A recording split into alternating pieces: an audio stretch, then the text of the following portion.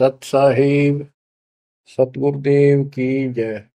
बंदी छोड़ कबीर साहिब जी की जय। बंदी छोड़ गरीबदास जी महाराज जी की जय। स्वामी राम देवानंद जी गुरु महाराज जी की जय हो।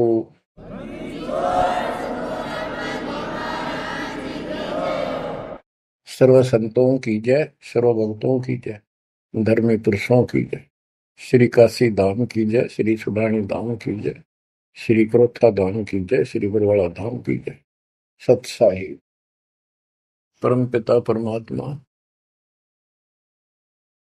कबीर जी की असीम मृदा से बच्चों, आज आपको अपने घर का पता चला। ये अरहट वाले कुएं में, ये अरहट का कुआ लोई या गलबंदा है सब कोई, कीड़ी कुंज पर अवतारा, हर हट डोरी बंधे कई बारा। इस हर हट जैसे कुएं में बहुत बार चक्कर काट चुके हो। अब इस झंझट से छूटने का समय आ गया। आप किसी से पूछ लो, कोई भी मरना नहीं चाहता, पर सबको पता यहां रह भी कोई नहीं गा। यह समस्या क्यों है? ये इसलिए है कि अब मृत्यु अच्छी चीज नहीं, सबसे घटिया ये है। फिर वह दोस्त था,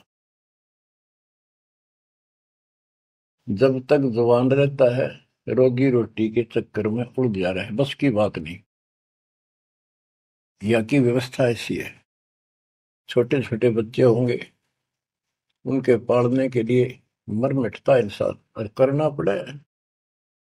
देखे जहां भूखे बैठे, तो ये मजबूरी है अपनी। और फिर सारा जीवन बच्चों को पाल पोस कर पढ़ा कर शादी कर दी, उनके बच्चे हो गए। बच्चों, अपना कर्म के साथ जीव आप बैठे, बच्चे कितने अच्छे हों, कितनी अच्छी बहू आ जा पुत्रवधु, लेकिन कर्म में दुख है तो कोई न कोई इसी आंट चला देगा काल। वो चाह कभी आप उसकी मदद नहीं कर पाओगे, उसके कर्म ना करने दे। जैसे आपको बताया, या फिर कोई ऐसी बीमारी हो जाएगी, बच्चे भी, बेटा भी, पुत्र वधु भी दोनों बैठ कर रोने जाएंगे, और वो चिल्लाए जा। सास या ससुर कोई भी है, वो कर्महीन इंसान दुख तो आवेंगे। वो दवाई भी जो आ सके हैं अच्छे हॉस्पिटल में ले जाएंगे, लेकिन उस दुख, उस दर्द 2900 न कौन मिटा होगा। बच्चों, बहुत बार समझा लिया आपको, कभी आंख नहीं खुलने देता। यू काल केवल सतगुरु शरण में आने से इस काल का प्रभाव हट जाता है कुछ समय के लिए। और तब ये बातें अच्छी लगती हैं, ना कोई गाना, ना कोई बेंजू बजे, ना कोई अच्छा सुर निकाल ले जाते, केवल ये परमात्मा की अमर कथा सुनाई जाती है, उस दाता की बोली, उस कबीर परमात्मा की महिमा सुनाई जाती है। और धीरे धीरे जब पाप कम होते चले जाते हैं, यह इतनी अच्छी लगती है। बस गाने सुना करते बकवादी एक अन्य के लिए लगते हैं इनके साथ। तो पाप कर्म जितने कटते चले जाएंगे, इतने ही ये आत्मा का आहार इसे अच्छा लगने लग जाएगा। ये बहुत सी घटनाएं सारे घट रही हैं, पर एक आधा सुनाने से सभी समझ में आ जाती है। एक व्यक्ति को अधर्म मार गया, पैरालिसिस होगा, और उसके 4 एकड़ जमीन थी, उन्होंने 16 एकड़ बढ़ा दी। सारी जिंदगी मेहनत करी खूब, कंजूसी के साथ। भगवान को जाने कौन था, कोई सुनता ही नहीं भगवान के बारे में। तो उसको 4 लड़के हो गए, चारों की शादी कर दी, चारों अलग अलग हो गए, उसको पैरालिसिस हो गया। अब उसको कोई नहीं उठा उन चारों में था, और बच्चे उसके पास से निकल जा। गांव के व्यक्तियों को पता चला, वो आए, उन बच्चों को समझाया, भाई बाप है, इसने कितना कुछ किया तुम्हारे लिए, कुछ तो शर्म करो। तो एक ने शर्म के मारे कुछ 10-5 दिन की सेवा फिर छोड़ दी। फिर उनके रिश्तेदार बुलाए, पंचायत हुई, रिश्तेदारों ने ये कर दिया भाई, इसके 16 किले ने 5 हिस्सा में बांट दो, तो 3 एकड़ जमीन तो इसका हुआ है, इसको दो। 3 किले इसके छोड़ दो, और जो इसकी सेवा करेगा वो लो। तो छोटे वाले की पत्नी बोली जी हम ले लेंगे, हम संभालेंगे। वो लालच में वो बला ले ली। बला हो जाती है ये कर्महीन इंसान। और 1 महीने बाद से फिर छोड़ दी। फिर गांव के व्यक्ति आए, मेरे भाई क्यों नहीं संभालते तुम? वह बोलिए किले भी ले लो, मारो बस का कोई सबके बीच में। तो गांव के लोगों ने एक नौकर किया, 3 एकड़ जमीन में से उसका जो खर्चा वर्ता उसको ध्यान लगे। तो जब वो पंचायत हो रही थी, बताओ था एक आदमी, और हमने देखा कई जगह ऐसी घटना घटी। तो जब वो पंचायत में आ रहे थे, रिश्तेदार आ रहे थे, वो खाट में पड़ा पड़ा नाड़ नाड़ हल्ला है, और पोता आ गया उसका। उस पोते ने इतनी दूर खड़ा था वो, 5-7 फुट, और नो करा नाड़ का नहीं। अकबर आजा, आजा लाड कर भाई नो, नाड़ नाड़ लर्ज की नो दिखा कर मैं इससे प्यार करना चाहता हूँ, और वो दूर बात। तो वहां बैठे उपस्थित व्यक्ति बोले, इन बेटा ने तक कर दी इतनी छोटी मालस, इन पोते ही कसर रह रही है, ये करेंगे। तो यहाँ अध्यात्म ज्ञान आता है। जो काम करण का था कर्म ही ने वो तो करया को नहीं। जिसका दुख भी टला हो, बेटा बेटी पुत्र वो दूर सब न अच्छा लगा हो। तो बच्चों यू काम करण का है, यह सबके साथ बढ़ जाएगी जाए, भगवान की शरण में नहीं रहता। 3 बातों को देखकर दास को और अधिक दृढ़ता लगी और भगवान के प्रति तड़पने लग गया। ये सचमुच तो पहले देखा है सब पता, और भी सामान्य बातें देखी ना, बीमार हो तो भी माता पिता बैठे बैठे देखे जा, और वस्तु के लिए पुकारे जा, कोई सुनने तैयार नहीं था। कबीर साहब कहते बूढ़ा होकर पड़े खाट में, सुने बचन खारे, कड़वी बात सुना करेगा। और कुत्ते ताउन का भी सुख को नहीं, ये छाती फूकण आ रही। पुत्र वधु कह के गई बूढ़ा बुढ़िया ने के ध्यान रखियो को कुत्ता बिल्ली ना बढ़ जाए अंदर। अब वो ध्यान रखे, तुम्हें दिखे कुछ ना दिखे। और दोस्त आंख लागी, कुत्ता बढ़कर उसकी लस्सी दूसी गिरा गया। वह पानी लेकर आई, तो मुन्ना कह तारा इतना भी सुख कौन, तो कुत्ते ने रोक दो, छाती फूक दी तुमने मेरी। तो परमात्मा कह दे फिर ये एक वचन सुनोगे तुम, ये कथा सुनने को मिलेगी, अमर कथा तुम्हारे को। जो काम करने का वो कर लो, भक्ति करो, और फिर देख घर में भी सुख, शरीर में भी सुख, और सारे बच्चे भी भक्ति मार्ग पर लग जाएंगे। बच्चे सत्संग में जाएंगे, उनके मन दया पैदा होगी, भगवान का डर होगा। उनको अपने कर्तव्य का ज्ञान होगा कि माता पिता की भी सेवा करनी चाहिए, इन्होंने में पाला पोसा है। दया बनती है अंदर इस ज्ञान से। तो बच्चों, इस भक्ति इस सत्संग के बिना इंसान ऐसे जड़े डोका मर जाता है। और जब तक ये ज्ञान नहीं होता, वो काम हमने सबसे उत्तम और बस इतना ही ठीक है, वो अच्छा लग रहा था। तो यहाँ कबीर साहब कहते सतगुरु के उपदेश का सुनिया एक विचार, जय सतगुरु मिलते नहीं, फिर जाते यम द्वार। वो दुख और आगे देखो, मृत्यु के बाद यम के दूत घसीट के ले जाएंगे धर्मराय के उस न्यायाधीश के दरबार में। फिर उनका फैसला होगा, इसको नरक में डालो, इतने वर्ष, इतने दिन, इतनी घड़ी कैलकुलेटेड होते होंगे। यम के दूत उनको लेकर चलते तोड़ के तोड़ने क्यों, 1 लाख का हिसाब हो डेली, दे लट्ठा दे लट्ठा। वो नरक से वापस भाजे, उनका लठ मारे भाले ठोकर, जबरदस्ती लात मार के ठोकर मार के नरक में गिरे। कहते नरक द्वार में दूत सफर करते क्या चातान, उन तक कबू ना छूटता, करता चारों खानी। नरक भोग का फिर चार खानी में भरमता, कुत्ते गधे शोर बनता, और कभी ना लगता पार। सो फेरा सब मिट गया मेरे सतगुरु के उपकार। बच्चों, समझ लो इन बातों को और देखो मालिक की दया। ये बातें कदे हमने दादे परदादा पर भी ना सुनी, माता पिता से नहीं सुनी। उसकी दया विदाता की। और आज ये अच्छी लगे और बात एक भी अच्छी नहीं लगती। वो तो बेतुकी बातें हैं। थोड़ी देर बातें करनी पड़ती है इधर उधर की। 2 मिनट बाद में सोचा ही जा तो जा अपना परमात्मा ने याद करे। तो यह लगन अलग से लगेगी, इस सत्संग से लगेगी। और भक्ति समूह दान करोगे या सेवा,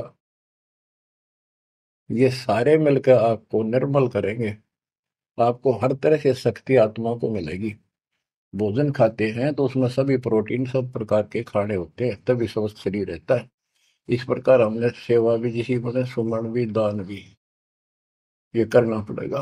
और मर्यादा का निर्वाह परहेज भी रखने पड़ेंगे, तभी आत्मा स्वस्थ होगी, मोक्ष प्राप्ति योग्य होगी।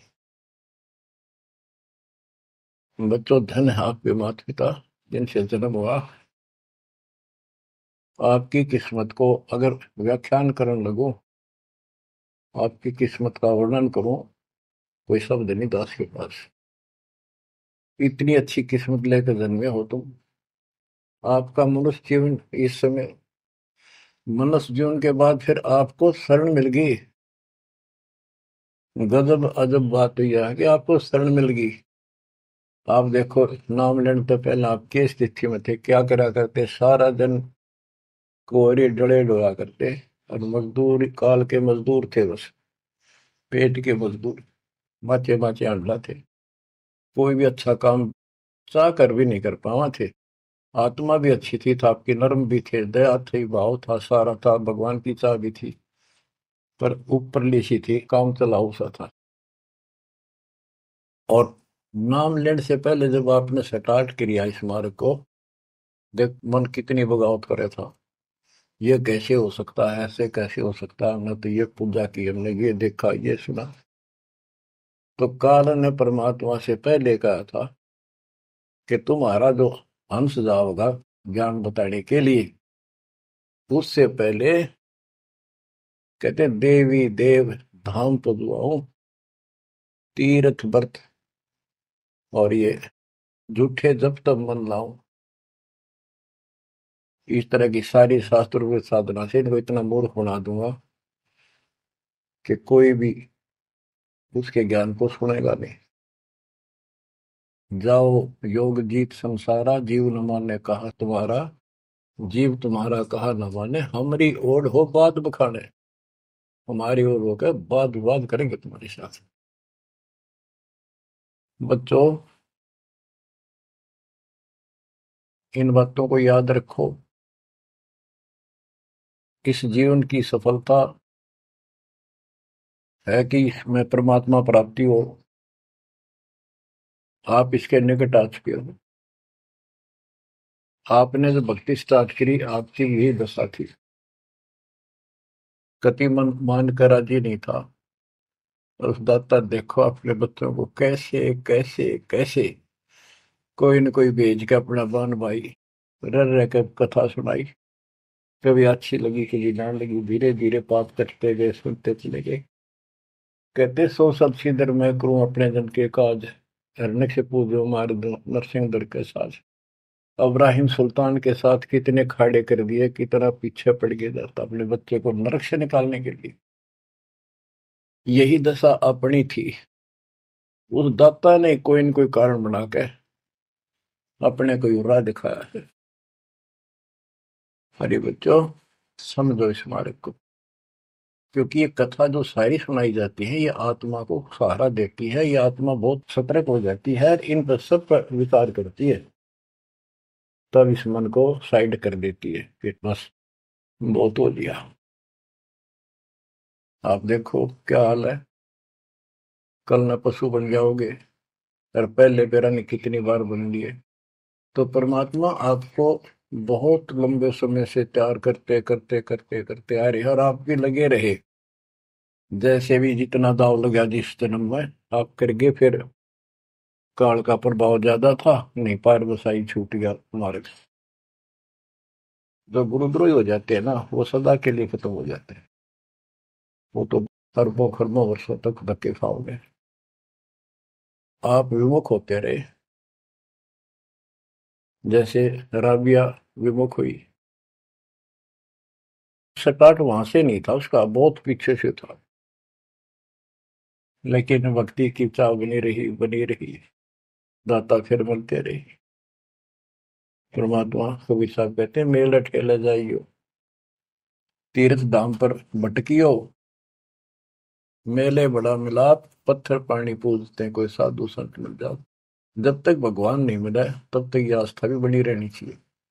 इसलिए परमात्मा कुछ लोगों को जो संस्कार तो निकाह होता है, कोई मत्था टेक के किधर जाके, और कुदरती वो संस्कार आ जाता है, उसकी आस्था बनी रहती है वहां पर, तो भगवान में चाह बनी रही।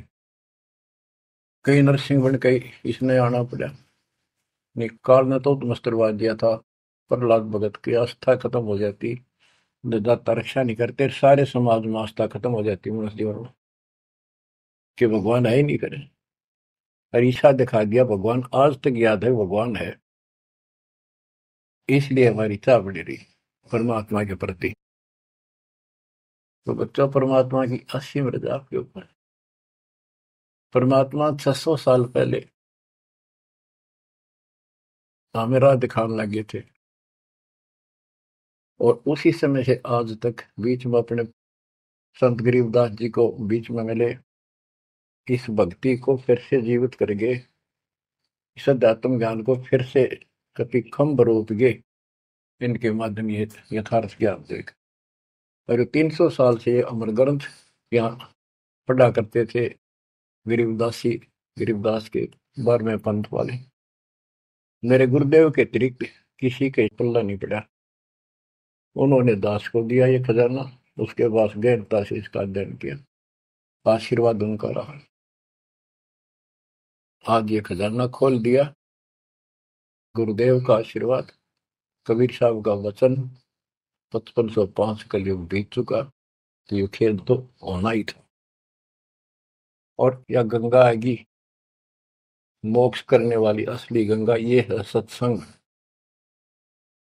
इसमें जो स्नान करेंगे, सत्संग सुनेंगे, मोक्ष तो इन आत्माओं का होगा। अब्राहिम सुल्तान को कैसे निकाला, उसके कोरडे तक खाए मालिक ने अपने बच्चे के, बता के लागत हो, क्या नाता था उससे। अब यहां विचार कर लो, उसका हमारे से क्या नाता है, कितना गहन नाता है। वो हमारा पिता है, वही हमारी माँ है। उस परमात्मा में हमारे प्रति माँ और पिता दोनों का मोह है, कितना जबरदस्त हो सकता है वो देखो। तुम अपनी गलती से फंस गए, पर वो बैठा उस पर भी नहीं जाता खाली, कि कुछ तो निकालो काल के जाल से। आप आंख खोलो, इस मार्ग को दृढ़ता से ग्रहण करो, बच्चों वाली बातें छोड़ दो। सारा संसार एक तरफ हो जाए, आपने एक तरफ होना पड़ेगा। जैसे मीराबाई को कहा उसकी माँ ने, सत्संग में जाना मीरा छोड़ दे, आए मारी लोग कर तकरार, सत्संग में जाना मीरा छोड़ दे, सत्संग में जाना मेरा ना छूटे री, सत्संग में जाना मेरा ना छूटे री, तारी चाहे जड़ कमरो संसार, सत्संग में जाना मेरा ना छूटे। इस दशा में, इस स्थिति में आपको आना पड़ेगा। ये संसार साथ नहीं जाएगा, ये संसारिक व्यवहार आपका कति काम नहीं आऊगा। ठीक है, बेशर्म होना भी नहीं, जितना हम समाज में सहयोग कर सकते उस तरफ में रहना पड़ेगा। प्यार दें सबको, नमस्कार करें, बड़े छोटे की कदर करें, अच्छा व्यवहार करें, हेल्प करें, लेकिन जहां अपने भक्ति में बाधा हो उस पर नमस्कार करे, हाथ जोड़ लें दूर से। बच्चों, गरीबदास जी ने बताया है, गोरख से ज्ञानी गणे और सुखदेव दती जिहान, सीता सी गो भारिया संत दूर स्थान। पुण्यात्मा, आपको अध्यात्म सिलेबस, ये अध्यात्म का पाठ्यक्रम पढ़ाया जा रहा है, दास टीचर है, और इसको बार बार रटवाऊंगा, बार बार समझाऊंगा, क्योंकि टीचर सारा साल उस सिलेबस को रह रहकर रिपीट करवाया करे, तब बच्चों के आत्मा में, उसके मन में, बुद्धि में वो सेट होता है। तो बच्चों, आपको ये सिलेबस दास बार बार रिपीट कराएगा, और ध्यान से उत्सुकता से सुनते रहना। परमात्मा के ज्ञान को, सत्संग को सुनो, जब कति एकाग्र चित्त से सुनो। गरीब गोरख से ज्ञानी घने, सुख देव जति जिहान, सीता सी बहु भारिया संत दूर स्थान। अब आपको अमर ग्रंथ की अमर वाणी का कुछ अंश सुनाऊंगा। जैसे दास की बुद्धि काम करेगी, उसको सरल भी बनाऊंगा। गरीब, यह रची जब पांडव राजा, नो नाथो नहीं ना दुहबाजा, 84 सिद्ध रिद्ध सब मोहे, पूर्ण ब्रह्म ध्यान नहीं जो है। अब क्या बताना चाहते हैं संत गरीबदास जी, कि जब पांडवों ने अश्वमेघ यज्ञ रची, तो उसमें 33 करोड़ देवता, 88,000 ऋषि, ब्रह्मा विष्णु महेश तक उपस्थित थे, 12 करोड़ ब्राह्मण, और ये गिरिपुरी, इनका गिनती नहीं, 56 करोड़ जहां थे या दो, शंख पचायन नहीं बाजा ना दो। तो कहने का भाव ये है कि गोरख से ज्ञानी गणे, सुखदेव जति जिहान, प्रसंग ये है। और सीता सी बहु बारिया संत दूर स्थान। पांडवों ने अश्वमेध यज्ञ क्यों की थी? श्री कृष्ण जी जो उनके गुरु थे, त्रिलोकीनाथ विष्णु अवतार, उन्होंने बताया था कि तुमने, क्योंकि युधिष्ठिर जी को भयंकर स्वप्न आने लगे, बेचैनी होगी, भूख गई, रात की नींद गई, वैद्यों से इलाज करा लिया, कोई आराम नहीं हुआ। श्री कृष्ण जी के गुरु थे, उनसे समाधान जाना और कारण पूछा कि हुआ क्यों। तब श्री कृष्ण जी कहते, तुमने तो बंदूक घात किए हैं, युद्ध में, महाभारत में आदमी मारे, और अपने प्रियजन मारे, रिश्तेदार मारे, यू पाप वो हानि कर रहा है, वो सेध रहा है। समाधान ये है कि अश्वमेध यज्ञ करो और पूरी पृथ्वी पर न्योता दे दो, कोई आओ, धर्म यज्ञ करो एक, और धर्म यज्ञ सफल होगी तो तुम्हारा ये दुख दूर होगा, अन्यथा नहीं होगा। और यज्ञ संपूर्ण होने की, सफल होने का चिन्ह बना दिया, बता दिया निशानी, कि एक शंख 5 मुंह का, पंचानंद शंख, उसको पंचजन्य भी बोल देते हैं, पंचायन, आनंद माने मुख होते हैं, पंचानंद 5 मुख का शंख एक अलग स्थान पर रखा जाएगा। वो कोई बजाएगा नहीं, आप पर बाजेगा।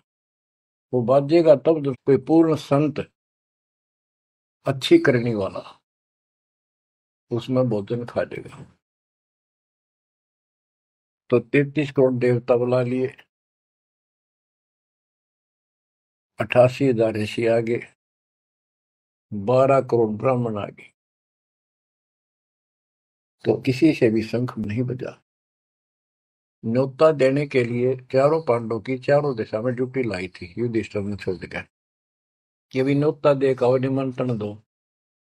भीम का निमंत्रण देने की जो दिशा थी, ड्यूटी थी जिस साइड में, उसमें सुदर्शन नाम के एक सुपच, जिसे आजकल शेड्यूल कास्ट कहते हैं, उसमें सुपच कहते थे, और वाल्मीकि जाति में थे वो। भीम वहां गया। भीम ने उनको निमंत्रण दिया कि भगत जी हमारे वहां आइयो, और मैं युधिष्ठिर राजा का भाई भीम हूं, और ऐसे ऐसे हमने एक अश्वमेध यज्ञ रची है, आप आमंत्रित हैं। तब सुदर्शन जी ने कहा, सुपच ने, कि भीम तुमने तो इतना पाप कर रखा, कसाई भी फीका पड़ गया। तुमने ऐसा जुल्म कर दिया, वो बहन आज तक रो रही है जो विधवा होगी सैनिकों की, उनके बच्चे टक्कर मार रहे हैं, माँ से पूछ रहे हैं पिताजी कब आएंगे छुट्टी। उनकी माँ एकांत में ज्यादा रो रही है, तुम बैठ के ठाठ कर रहे हो और तुम मौज कर रहे हो, तुम तो नरक में डाले जाओगे। मुझे बुलाना है, जो अश्वमेघ तुम करने जा रहे हो, ऐसी अश्वमेघ 100 का फल मुझे संकल्प करो, 100, तब मैं तुम्हारे जाके रोटी खाऊं, मैं कौन पड़े से नरक में। अब अहंकार था भीम को कि हमारी यज्ञ तो सफल होनी है, क्योंकि श्री कृष्ण जी रहे साथ। तो उस भगत को कहा कि तेने आना होता जी, फालतू ना बोले, कि तेरे बिना वह काम अड़ा है, हमारे कोई आंट नहीं लगती। तो सुदर्शन जी चुप हो गए, साकट और सवान को उल्ट जवाब ना दे।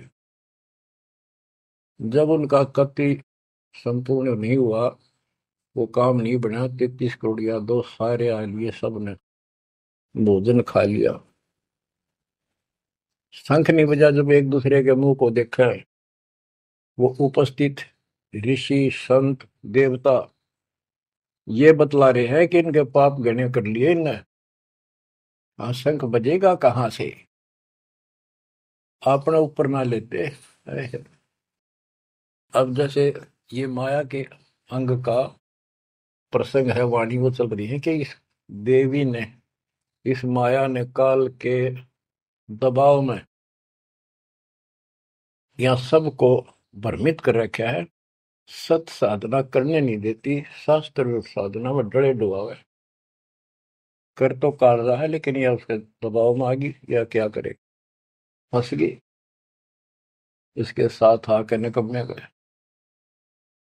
तो बच्चों, तब युधिष्ठिर बोला, महाराज हमारे पाप गणे हैं भगवान, ये तो कभी नहीं बन जाए। तो मन पता है क्या हाल हो रहा है, वो मेरे स्वप्न में भी दिखाई देते, वो बच्चे रोते हुए, उनकी विधवा रोती हुई टक्कर मार रही है। कृष्ण जी बोला, भाई इस शंख न बजाने वाला आया को नहीं। भीम को बुलाया कि बताओ इस साइड में किसकी ड्यूटी थी निमंत्रण देने की, कि भीम की थी। भीम से पूछा कि तुम ऐसे ऐसे एक सुदर्शन नाम का संत है, उसको न्योता नहीं दिया। वो बोला, जी निमंत्रण दिया था, पर वो तो कुबोल आदमी है, ये बातें बोली है कि तुम पापी हो, अपराधी हो, वो तो गलत बोला। कृष्ण जी बोले, आपने क्या कहा। भीम बोला, मैंने कह दिया तो नाना होता जी, आपने ना तो मत आइए।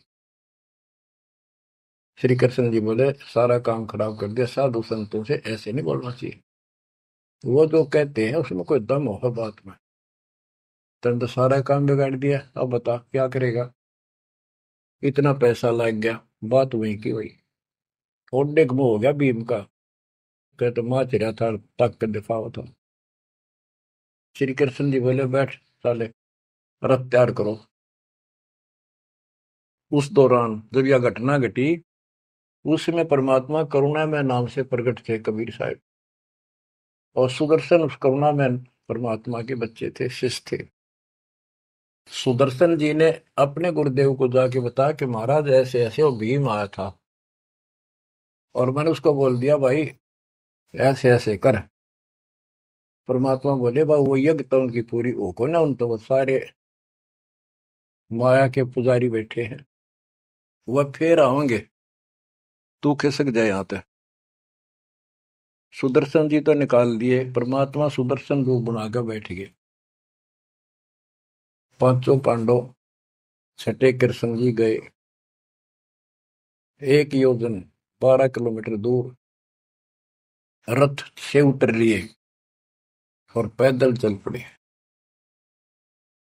जाके श्री कृष्ण जी ने दंडवत प्रणाम किया तो पांडव तापा मरे पड़े थे, पांचवा ने उन्होंने किया। तब सुदर्शन जी बोले, एक सुदर्शन जी कहूंगा मैं, क्योंकि ये फिल्म है, फिल्म में जो रोल जो करता है वही बोला जाता है। सुदर्शन जी ने कहा, आओ त्रिलोकीनाथ, कैसे आना हो गया। श्री कृष्ण जी बोले, हे सृजनहार, हे सारी सृष्टि के रचनहार, आप जानी जान हो, ये पांडव हैं और ऐसे ऐसे नहीं, अश्वमेध यज्ञ की है वो, आपके बिना संपूर्ण नहीं हो सकती। आप दया करो और भीम की गलती को माफ करो। सुदर्शन जी बोले, भाई मैंने जो शर्त रखी थी वह पूरी कर दो। भीम ने पूछ लो क्या शर्त थी मेरी, वो जी पता हमारे को। तो श्री कृष्ण जी ने कहा कि संत मरण को ऊंचा लियो, तज माया अभिमान, जो जो कदम आगे रखे, सो सो यज्ञ समान। ये देख लो, किसी में इतना भी अहंकार नहीं है। आज ये कति टूटे पड़े हैं, सारा खर्च हो लिया पैसा, बात वहीं खड़ी है। और वहां से लेकर यहाँ तक हम आए हैं, जितने हमारे कदम बढ़ते हैं वो सौ सौ यज्ञ समान, वो एक कदम एक यज्ञ के समान है। अपनी सौ रख लो, बाकी हमारी जोड़ी में डाल दो, हमारा भी कल्याण हो। यानी आदिन्य का भाव संत के सामने होना चाहिए। संत के साथ भगवान होता है, भगवान को अहंकार कभी पसंद नहीं। तब साधु भूखा भाव का, धन का भूखा ना, ना किसी में माँ का भूखा। उससे पहले जब पहली बार यो भीम गया था तो निमंत्रण देने, एक तालाब में नहा के आया था और उसमें खूब गोते मर मर नहाया, पैर भी नहीं टिके थे। सुदर्शन जी बोले कि भीम, यह मेरी माला तार के दिए खुट्टी पर था। भीम चला, खुट्टी पर हुआ माला सुमरनी तारन लग गया। उस पर उतरी नहीं, टस से मस नहीं हुई, पसीने आ गए। जब सुदर्शन जी बोले, भीम उधर बड़ी डींग मारा था कि युद्ध न्योय नहीं जीता जाता, एक का मारू था 10 मरे थे। और ये माला ना उठी तेरे थे, छोड़ के आ गया, दूर खड़ा हो गया। और कोई दिखाना भी जरूरी था कि कुछ है इसके पल्ले, ना तो उनके मन में फिर दूसरा देता। ऐसे हाथ किया परमात्मा ने, वाला अपने आप उठ के उनके हाथ में आ गई। धर्मदास या घना अंधेरा, बिन परचा जीव जम का चेहरा। अगर थोड़ा बहुत ना दिखाऊं अपनी शक्ति तो काल का बंधेरा है, मेरी तरफ आवे को नहीं। उस दिन तो बड़ी बात बोल रहा था भीम, और सुन ले, तेरे जैसे पहलवान बहुत होगा जाए लिए। जिसमें तू उस दिन स्नान करके आया था ना, वह खोपड़ी थी उस कुंभकर्ण की। खोपड़ी, ये सर का ऊपर ऊपर का कटोरा, जिसमें तेरे पाँव भी ना टेके, ऐसे ऐसे होकर जानिए बकवादी। भक्ति बिना बात नहीं बने बच्चों। तो जब परमात्मा यानी सुदर्शन जी रथ में बैठ कर उनके साथ वहां पहुंचे, द्रौपदी ने देखा कि कौन सा है संत, पता चला यू एक केला यू है होगा। तो तभी उसके मत्था ठन गया कि इससे क्या होता, ये इतने ऋषि में ऋषि बैठे तपस्वी फलाना। फिर श्री कृष्ण जी ने कहा, द्रौपदी बढ़िया भोजन तैयार कर, संत खाना खाओगा तारा काम बनेगा। तो द्रौपदी ने सोचा, बढ़िया भोजन बनाऊं, कई प्रकार के पकवान बनाकर थाली में नारी नारी कटोरिया में रख कर दिए। और सुदर्शन जी जो है वह 5 ग्रास खाते थे। वो अपने मनमुखी होते, पर रोल उसी का करना था परमात्मा। ये कुछ भी करते रहो, भक्ति ठीक करो बस। तो उन सब में से थोड़ा थोड़ा मिला के इकट्ठा कर लिया, खिचड़ी ही बना ली, कति रला दिए कि सारे पकवान वहां मिल जाए, और सबका भोग लग गया। द्रौपदी मन में सोच रही थी, मैंने 1 घंटे तक आंख पड़वाई दूं मैं। और इतने बड़ी आइटम बढ़ाए। अब संत खाओगा और उंगली चाटेगा। और सरा होगा किसने बनाई है सब्जी रोटी। और इसने कुछ करना आता ना और ना शूद्र का शूद्र, ये कहाँ के शंख बजाएगा ये। अब परमात्मा ने यानी सुदर्शन जी ने 5 ग्रास खाए, 5 बार शंख बोला। वो युधिष्ठिर जी बड़े खुश हुए। कृष्ण जी से कह रहे आपने बड़ी दया करी, बड़े महापुरुष खोज के लाए, हमारा तो काम बन गया। कृष्ण जी बोले नहीं बना,